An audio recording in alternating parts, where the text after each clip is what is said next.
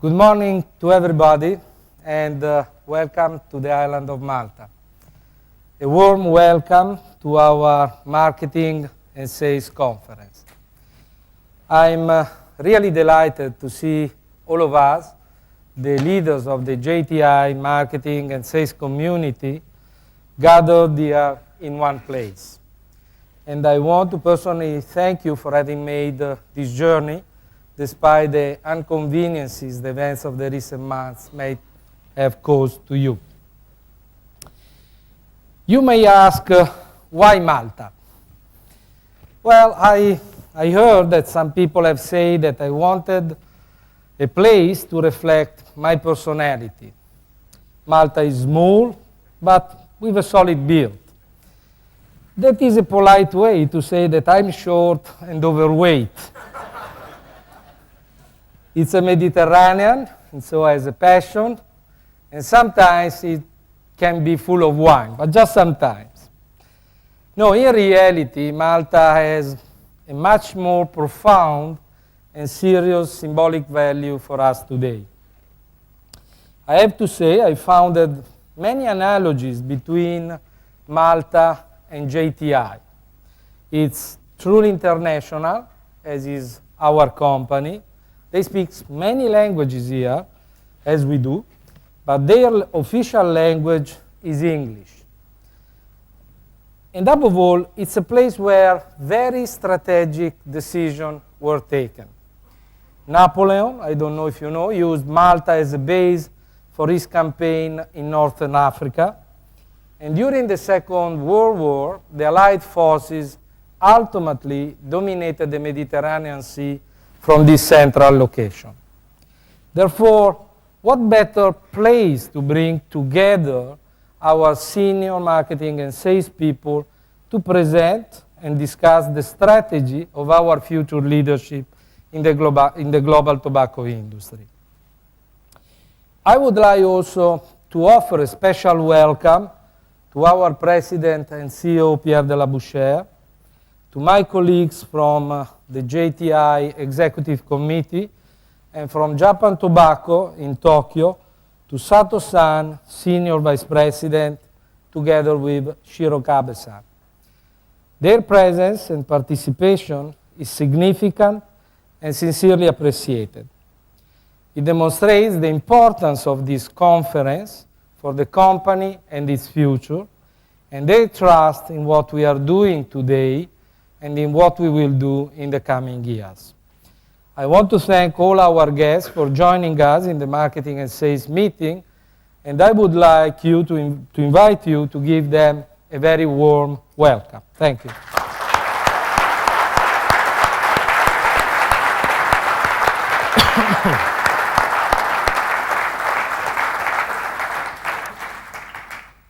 During the last years, a tremendous amount of work has been done, and plans have been laid down for the future.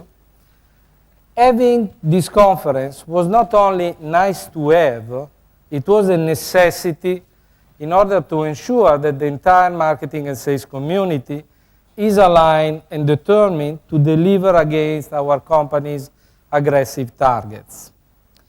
In effect, this conference is a special opportunity, I think, to recognize the results we reached so far, to assess the current state of the business and of our brands, and above all, to discuss and focus on our future goals, our plans for the next 3 years.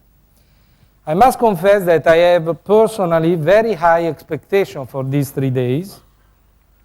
I hope they will prove to be another defining moment for us as marketing and sales leader in JTI.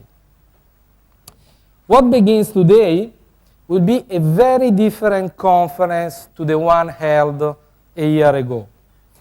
In Kuala Lumpur, we were very inward-looking, examining our internal situation. It was for sure a useful experience, thanks to which we have clarified our way of working together. We have become a more solid group with more team spirit, and implementing our business model and working better together was absolutely essential. But it is in the outside world where we must direct attention and energy. It is in the outside world where our brands are purchased by our consumers and customers. It is externally where we face the competition, and it is externally where we will find the opportunities to improve, to excel, and to become the leader in our industry. The whole conference will be outward looking. We will reflect on the marketplace, on the competition, and on the consumer, on our consumer and customers. We will share a lot of information and knowledge about the company plans for the development of our brands in all our markets. Above all, we will define and share our objectives and strategies for the next 3 years. Next, we have a very busy agenda for the next 3 days. Following a special message from our CEO, Pierre, I will share with you upfront the key challenges we are facing and the strategies that will lead us to the success.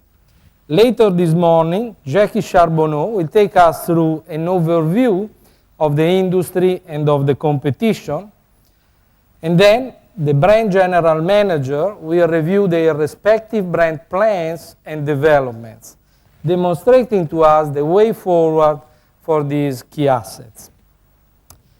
After an intense day and a half, we will take an afternoon break and have some fun. I think we will deserve at that point in time. Then on Wednesday, and in line with our external focus for this conference, we will look at our customers with Matteo and his team, and we will continue with an overview of our assets with news on product development. In fact, Uchiyama-san will share with us the significant accomplishment of this group and the plans for continuous improvement.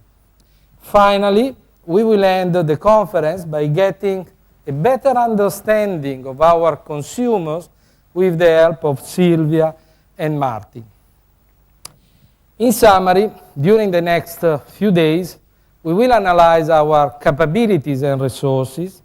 We will benchmark ourselves against the market and against the competition. And above all, these 3 days will enable us to know each other better, to understand that beyond languages barrier and cultural barriers, there is a common way to think that is binding us together to live the new company's reality. Also, we will take this opportunity to celebrate our success. We have many reasons to be pleased and proud. We should be proud. We cannot be satisfied. As you will see, in many areas, we are just at the beginning. It's just the starting point, this conference. Well, we have work to do, and we are here to start on it. So let's cut the chat, and let's start immediately with important facts. We have the honor of having here with us the President and CEO of JTI, Pierre de la Bouchère.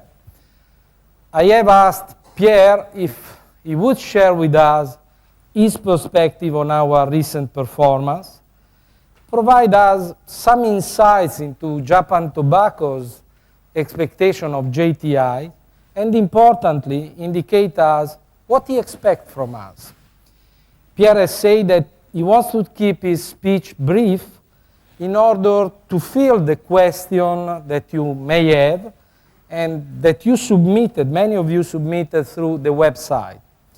So please, you are really invited to participate by asking the questions that are on your mind during the Q&A session.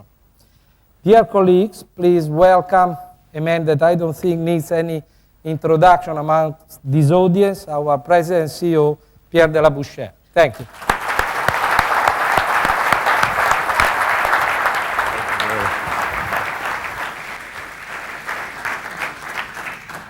All right, good morning. It feels great to be here. Roberto, thank you for inviting me first.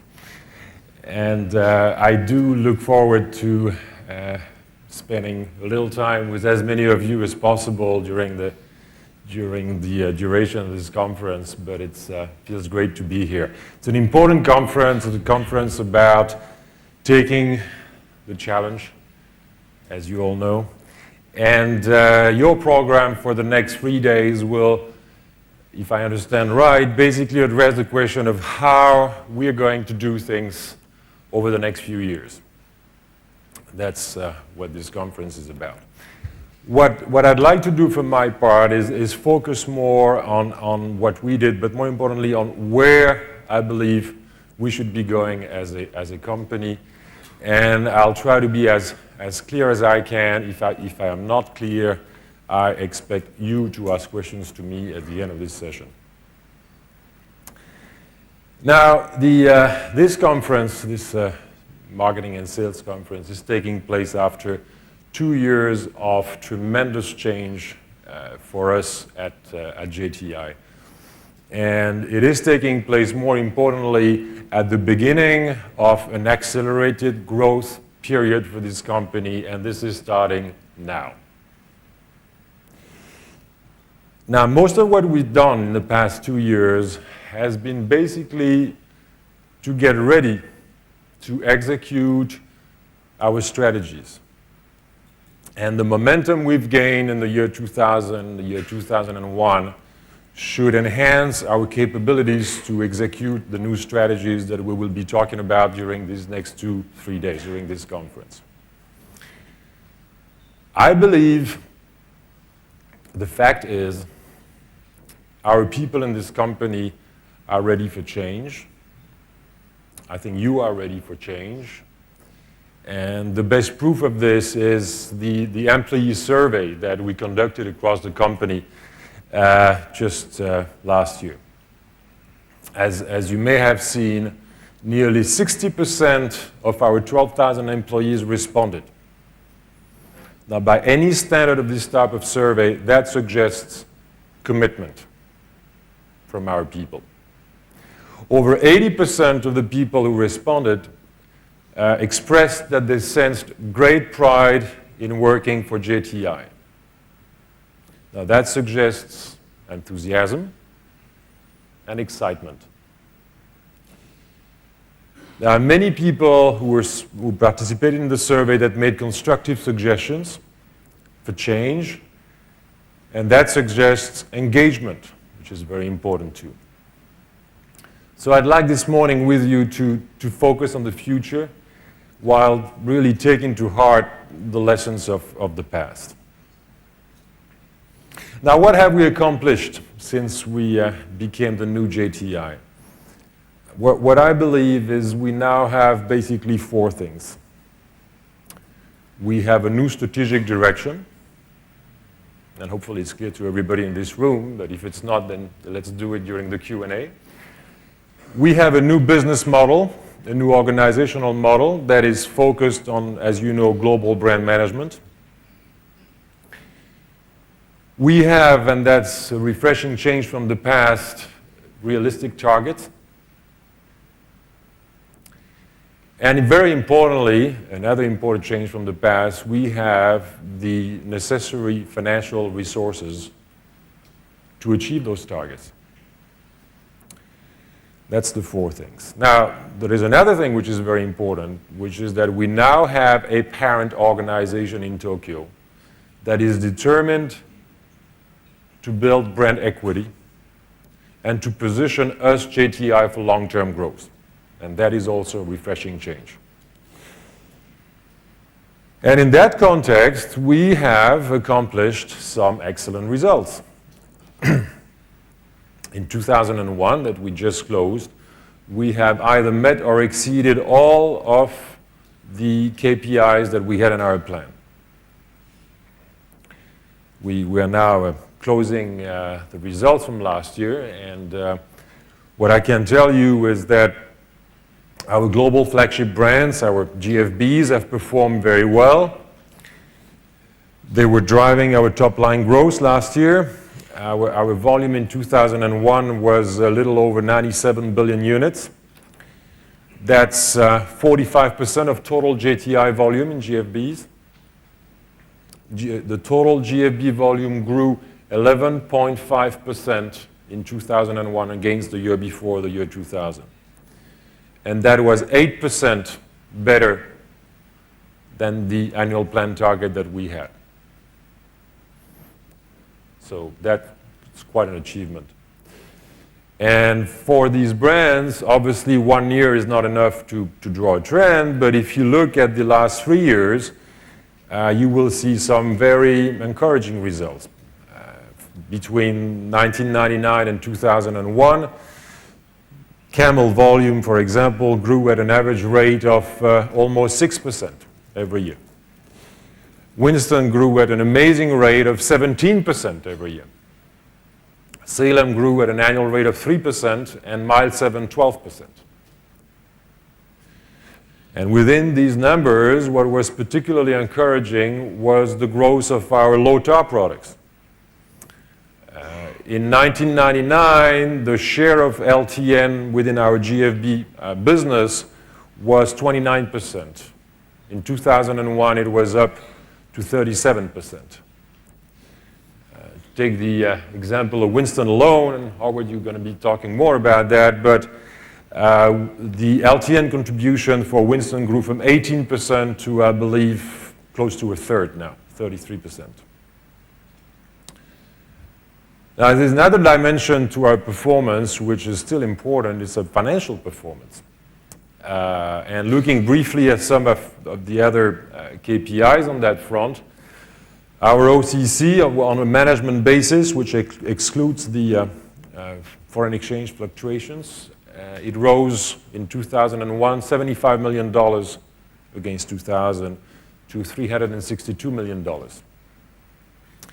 And even in spite of a very severe forex devaluation, meaning the dollar was much stronger than planned, we still delivered to plan on OCC on a reported basis, and that meant a 24% improvement in profit 2001 against 2000. The free cash flow, which as you know is one of our corporate KPIs, what we call short-term free cash flow, was positive to plan and was 15% better than the year before. So lots of numbers, but in short, in 2001, you have delivered ahead of plan. And one very positive consequence of that is that I can confirm to you today that the bonus PSIP rating for the year 2001, the corporate rating, will be 150% for the second year in a row. So a job well done.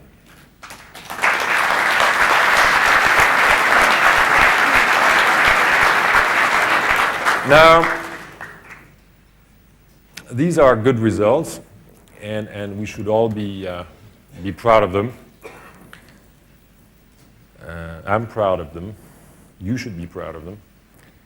And not least because in this market where we are growing at the expense of our competitors. And that's what we have to do. But good as these results are, as you well understand, however, we need to understand that this also is the past and that the future is going to be more challenging. And the message I'm here to give you today is that the time has now come to expect more. Over the last 3 years, we have become an organization that is, I believe, much better focused. We're giving higher priority to quality, very important. We are geared to long-term growth. And our strategy was, all along, during the first 2 years of our 5-year plan, which were 2000 and 2001, to strengthen the business, with 2002, which is now, to be the start of accelerated growth. That's what we promised. So far, we've delivered, so we have to continue delivering. Now, what does this mean? It means that we have to maintain the growth we have today in emerging markets.